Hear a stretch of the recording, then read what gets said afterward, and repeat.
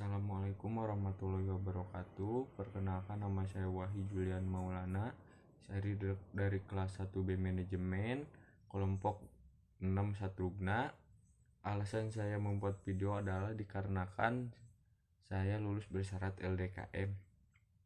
Dan di sini saya akan membuat video tentang koperasi, ekonomi, dan yang terakhir kepemimpinan. Yang pertama, tentang koperasi. Berdasarkan Undang-Undang UU Nomor 25 Tahun 1992 tentang perkoperasian, pada pasal 1 dijelaskan, koperasi adalah badan usaha yang beranggotakan orang seorang atau badan hukum. Koperasi dengan melandaskan kegiatannya berdasarkan prinsip koperasi sekaligus sebagai gerakan ekonomi rakyat dan atas asas kekeluargaan, sedangkan perkoperasian adalah segala sesuatu yang menyangkut kehidupan koperasi. Berdasarkan pengertian koperasi secara umum, para ahli pembentukan koperasi bertujuan untuk meningkatkan kesejahteraan ekonomi dan para anggotanya.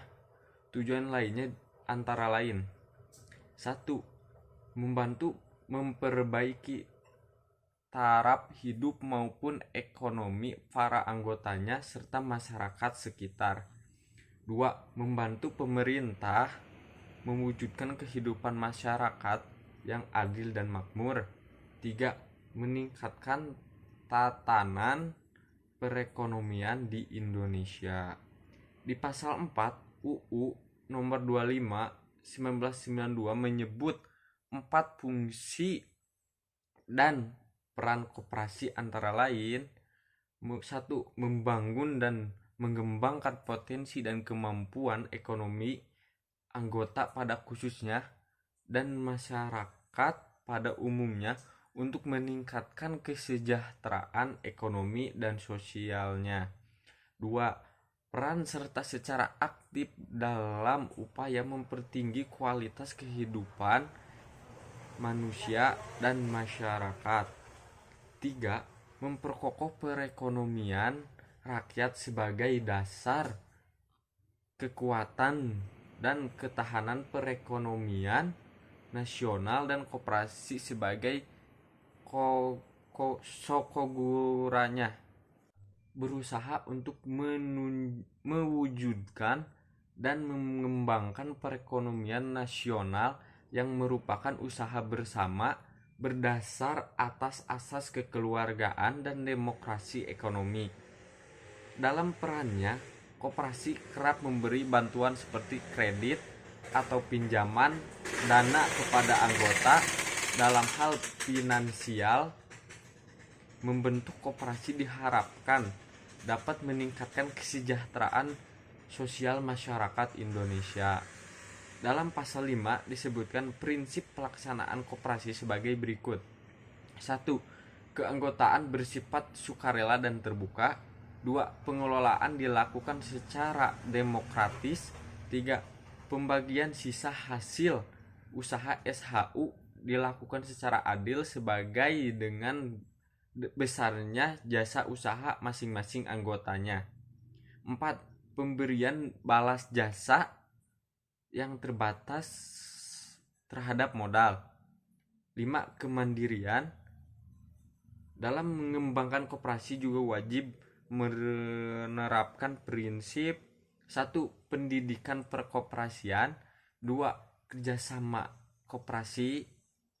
Karena siapapun dapat bergabung menjadi anggota koperasi, maka pengelolaan mendapatkan asas demokrasi dalam menetapkan keputusan segala hal mengenai koperasi dilakukan dengan cara musyawarah atau voting terbanyaknya dari para anggotanya. Itulah penjelasan tentang koperasi. Dan sekarang nomor 2, di sini saya akan menjelaskan tentang ekonomi.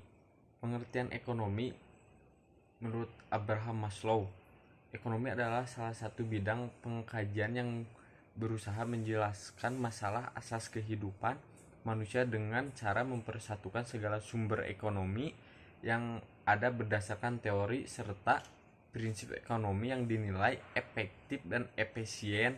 Selain itu, pengertian ekonomi lainnya menurut para ahli adalah sebagai berikut.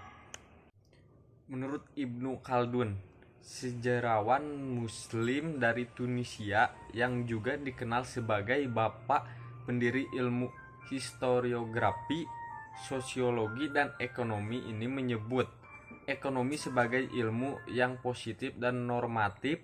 Selain untuk memenuhi kebutuhan mempelajari ekonomi, juga sekaligus meningkatkan kesejahteraan masyarakat luas.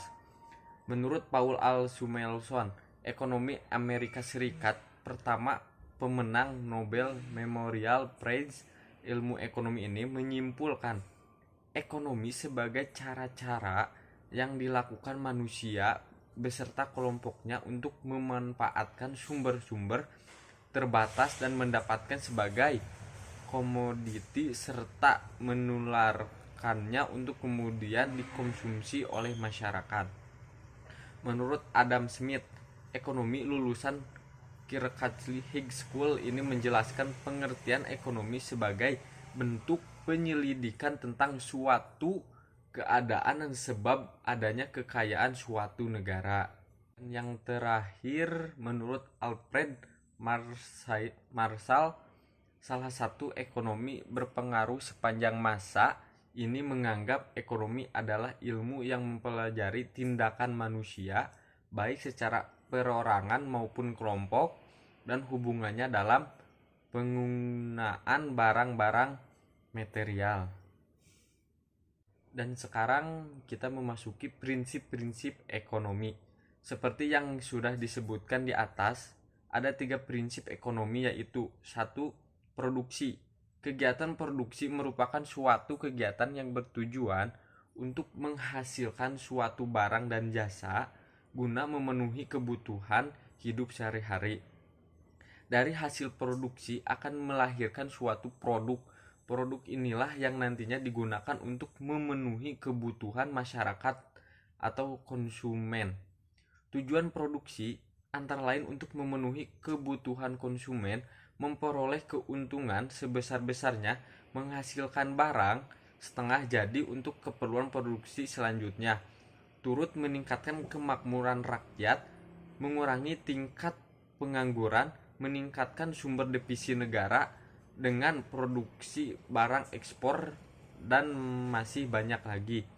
Beberapa faktor yang mengaruhi produksi diantaranya sumber daya alam atau SDA, sumber daya manusia SDM, dan sumber daya modal. Yang kedua, distribusi. Distribusi dapat disimpulkan sebagai kegiatan menyebarkan produk baik berupa barang maupun jasa ke seluruh pasar. Proses distribusi mempertemukan produk maupun jasa hasil produksi kepada para konsumen. Distribusi punya peranan penting dalam hal menyediakan kebutuhan manusia. Tujuan utama kegiatan distribusi adalah untuk memastikan hasil produksi berhasil diterima dengan baik oleh konsumen. Yang ketiga, konsumen. Konsumen merupakan kegiatan menggunakan barang dan jasa bagi para kegiatan ekonomi. Prinsip konsumen seringkali dijadikan sebagai indikator dari perekonomian secara menyeluruh. Prinsip ini juga disebut sebagai tujuan akhir dari suatu kegiatan ekonomi. Pengertian ekonomi kreatif. Selain ekonomi secara umum, di era informasi ini, masyarakat juga mulai mengenal istilah ekonomi kreatif, yaitu suatu konsep bidang perekonomian di era ekonomi yang baru dengan mengedepankan kreativitas dan informasi. Faktor utama dan ekonomi kreatif adalah ide-ide serta pengetahuan dari sumber daya manusia. Mengutip Unstead, ekonomi kreatif merupakan suatu konsep yang mengutamakan kreativitas, ide, pengetahuan, serta teknologi untuk meningkatkan ekonomi, khususnya di bidang industri kreatif.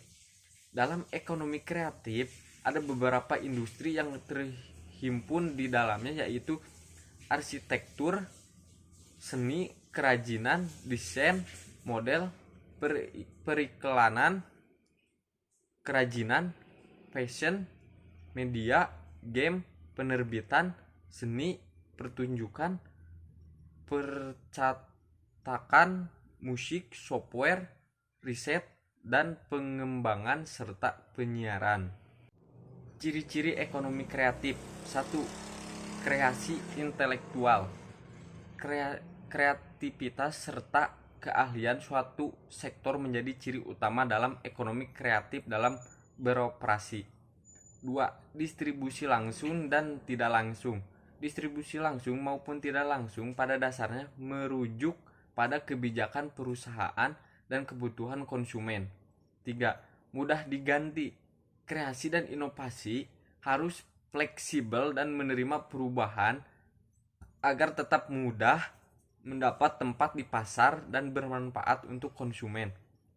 4. Memerlukan kerjasama. Kerjasama sangat dibutuhkan dalam mengembangkan suatu ide. Hal tersebut guna memperlancar jalannya pengeksekusian ide. Yang terakhir, 5. Tindakan punya batasan. Penciptaan produk ekonomi kreatif tidak memiliki batasan. Setiap inovasi dan kreasi akan selalu hadir seiring perkembangan zaman. Itulah sedikit menjelaskan ekonomi dari saya. Dan sekarang yang terakhir saya akan menjelaskan tentang kepemimpinan. Pengertian kepemimpinan, banyak ahli mengemukakan gagasan-gagasan sebagai bentuk pendefinisian kata kepemimpinan agar memudahkan kalian untuk mendefinisikan arti kepemimpinan. Kita simak yuk arti kepemimpinan menurut para ahli. 1. Menurut Wahyu Sumidyo, kepemimpinan pada hakikatnya adalah suatu yang melekat pada diri seorang pemimpin yang berupa sifat-sifat tertentu seperti kepribadian atau personality, kemampuan ability, dan kesanggupan capability. Kepemimpinan juga sebagai rangkaian kegiatan atau aktiviti pemimpin yang tidak dapat dipisahkan dengan kedudukan atau posisi serta gaya atau perilaku pemimpin itu sendiri. Kepemimpinan adalah proses antar hubungan interaksi antara pemimpin, pengikut, dan situasi. 2. Menurut Moigiono, memandang bahwa leadership tersebut sebenarnya sebagai akibat pengaruh suatu arah, karena pemimpin mungkin memiliki kualitas-kualitas tertentu yang membedakan dirinya dengan pengikutnya. Para ahli teori sukarela compliance inductive theories cenderung memandang leadership sebagai pemaksaan atau pendekasan pengaruh secara tidak langsung sebagai sarana untuk membentuk kelompok sesuai keinginan pemimpin. Moigiono 2002. Menurut Fiedler, kepemimpinan pada dasarnya merupakan pola hubungan antara individu yang menggunakan wewenang dan pengaruhnya terhadap kelompok orang agar bekerja sama untuk mencapai tujuan. Menurut Ott, kepemimpinan dapat didefinisikan sebagai proses hubungan antara pribadi yang di dalamnya seorang mempengaruhi sikap, kepercayaan, dan khususnya perilaku orang lain. Nah, itu pengertian kepemimpinan menurut para ahli Gramedians. Kenapa banyak sekalipun ahli berpendapat mengenai kepemimpinan ya. Lalu, seperti apa sih pengertian kepemimpinan secara umum? Gramedian secara umum, kepemimpinan dapat diartikan sebagai suatu seni yang membentuk individu agar menjadi kuat, tangguh untuk dapat memberi motivasi kepada sekelompok orang dengan paksaan tanpa tekanan dan tanpa ancaman agar mau melakukan sesuatu secara bersama demi meraih tujuan bersama. Dalam mengembangkan kemampuan untuk memimpin, seseorang harus dapat menjadi sosok yang dapat menjadi contoh baik bagi orang lain, dan hal tersebut membutuhkan latihan dan pengalaman. Buku kepemimpinan dapat dijadikan referensi bagi kamu calon pemimpin masa depan. Macam teori kepemimpinan. Sebagian pengetahuan bagi yang sedang belajar menjadi pemimpin, ada beberapa teori yang dapat dipergunakan untuk memperdalam konsep kepemimpinan dalam diri kita. 1. Great Man Theory. Great Man Theory atau dikenal sebagai teori orang hebat membuat asumsi bahwa sifat kepemimpinan dan bakat-bakat kepemimpinan dibawa seseorang semenjak orang tersebut dilahirkan. Teori ini berkembang sejak abad 19. Meski tidak dapat diidentifikasi dengan suatu kajian ilmiah mengenai karakteristik dan kombinasi manusia seperti apa yang dapat dikatakan sebagai pemimpin hebat, tetapi banyak orang mengakui bahwa hanya satu orang di antara banyaknya individu pasti memiliki ciri khas sebagai pemimpin yang hebat. 2. Trait teori. Trait teori atau yang sering kita sebut sebagai teori sifat kepribadian ini meyakini bahwa orang yang dilahirkan atau dilatih dengan kepribadian tertentu akan menjadikan mereka unggul dalam pacan kepemimpinan. Hal ini dapat diartikan sebagai kualitas kepribadian tertentu seperti keberanian, kecerdasan, pengetahuan, kecakapan, daya tangkap, imajinasi, fisik, kreativitas, rasa tanggung jawab, disiplin, dan nilai-nilai lainnya dapat membuat seseorang menjadi pemimpin yang baik. Teori kepemimpinan ini fokus terhadap analisis kreativitas mental, fisik, dan sosial guna mendapatkan lebih banyak pemahaman dan pengetahuan tentang karakteristik dan kombinasi karakteristik yang umum di antara para pemimpin. 3. Kontingensi teori. Teori kontingensi atau yang berasal dari kata kontingensi teori menganggap bahwa tidak ada cara yang paling buruk, maksudnya tidak ada cara yang paling baik untuk memimpin, dan menyatakan bahwa setiap gaya kepemimpinan harus didasarkan pada situasi dan kondisi tertentu. Atas dasar teori kontingensi ini, seseorang mungkin dapat berhasil tampil dan memimpin dengan sangat efektif pada suatu kondisi, situasi, tempat tertentu, namun kerja kepemimpinannya berubah sesuai dengan situasi dan kondisi yang ada. Pemimpin tersebut dipindahkan ke situasi dan kondisi lain atau ketika faktor di sekitarnya telah berubah pula. Teori kontingensi atau kontingensi teori juga sering disebut dengan teori kepemimpinan situasional. 4. Teori gaya dan perilaku. Teori kepemimpinan yang berdasar gaya dan perilaku disebut sebagai kebalikan dari The Great Man Theory. Teori berdasarkan gaya dan perilaku menyatakan pemimpin hebat dibuat, bukan dilahirkan. Teori kepemimpinan ini fokus pada tindakan seorang pemimpin, bukan pada kualitas atau sifat atau karakter bawaan dari orang tersebut. Teori ini juga menyebutkan seseorang dapat belajar dari berlatih untuk menjadi pemimpin melalui ajaran, pengalaman, dan pengamatan yang baik.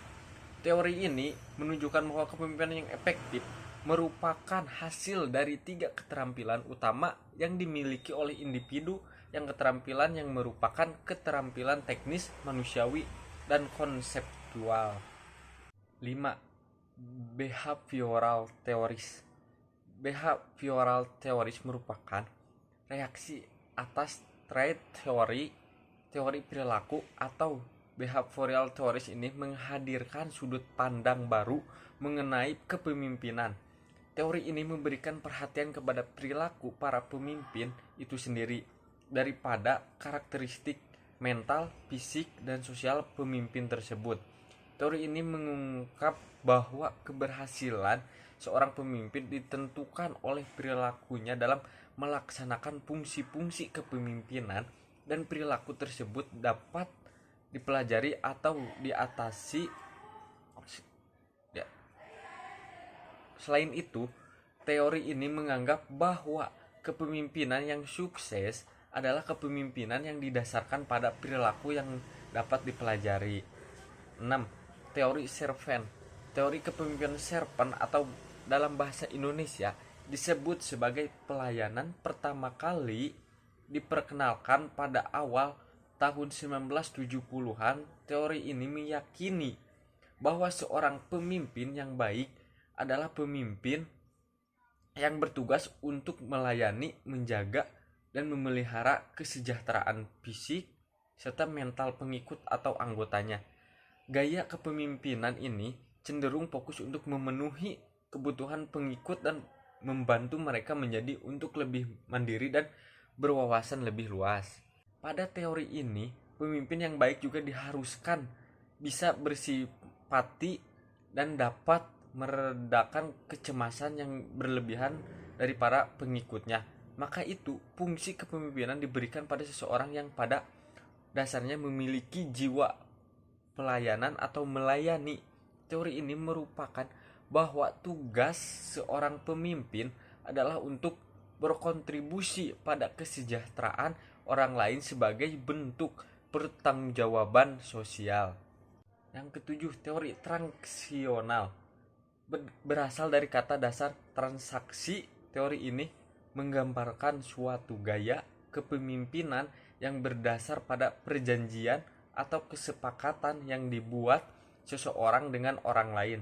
Dalam hal ini tentunya yang menjadi pelaksana adalah pemimpin dan staf atau pengikutnya. Perjanjian ini dibuat dengan tujuan mendapat pertukaran atau transaksi yang sepadan atau saling menguntungkan antara pemimpin dan staf.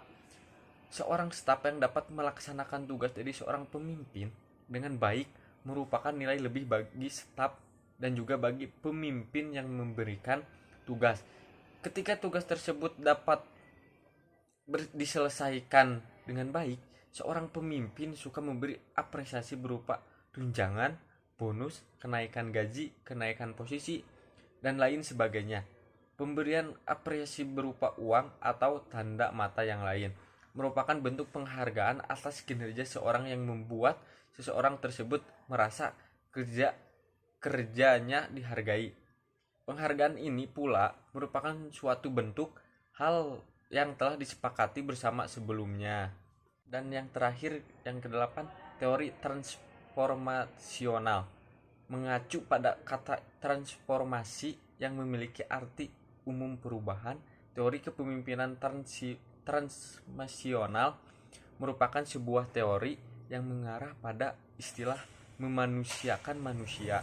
Teori ini mendapatkan pendekatan personal pemimpin terhadap staf atau bawahan, dapat juga organisasi dalam rangka membangun semangat, mengubah kesadaran, serta memberi inspirasi demi mencapai tujuan bersama tanpa merasa ditekan maupun tertekan, bahkan mampu memotivasi setiap anggotanya. Gaya pemimpin transformasional selalu ingin mengelola lembaga atau organisasi yang dipercaya kepadanya dengan lebih efektif dan efisien. Mungkin itu saja yang saya bisa dapat sampaikan mengenai tentang ekonomi, koperasi, dan kepemimpinan. Mohon maaf bila ada kesalahan dari saya. Wassalamualaikum warahmatullahi wabarakatuh.